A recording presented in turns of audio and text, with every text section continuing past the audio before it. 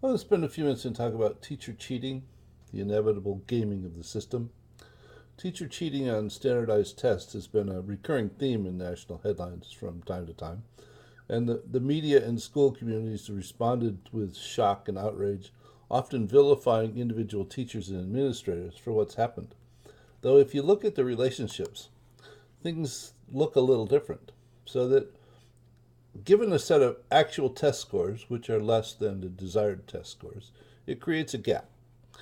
And we don't actually like gaps. Gaps make us uncomfortable, and we do things to sort of diminish the gap. So in this particular instance, the thought is that actions to improve student capability over time actually improves the test scores and reduces the gap, and the actual test scores become the desired test scores.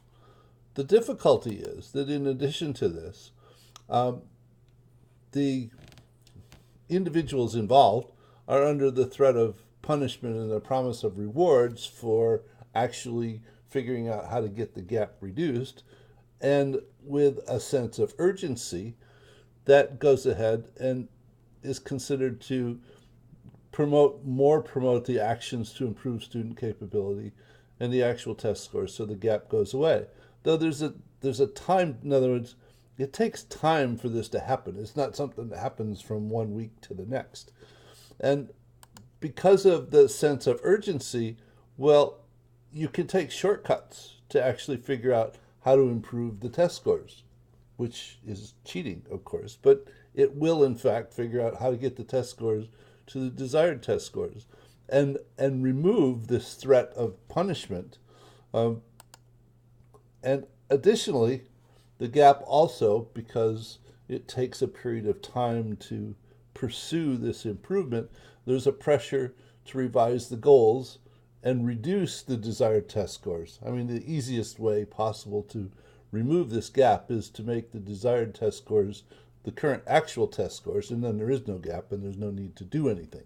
Though this is a typical drifting goals kind of situation where when it takes a lengthy period of time to pursue a result, that gap, which I said is uneasy and makes us uncomfortable, and we want the gap to go away, the, there's a pressure to revise the goal downward, which will then mitigate the gap and relieve the uncomfortableness.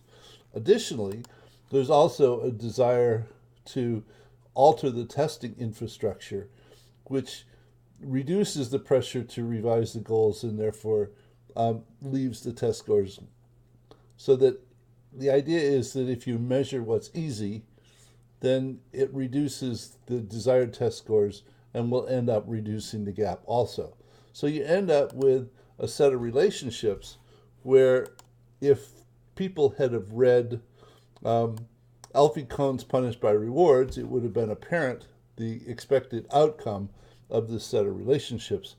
Um, because if you establish a goal-seeking structure, which is really easy to do, and there is enough pressure for people to achieve the goal under threat of punishment, uh, people are amazingly creative when they need to be, and they will find a way to achieve the goal, though typically it ends up being in a manner that was not desired um, to begin with.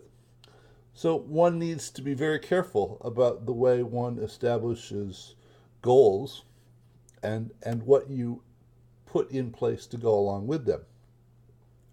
This relationship model was repurposed from What Drives the Epidemic of Teacher Cheating by Rebecca Niles and Christina Weil, which is um, a very nice article, and it's in the references.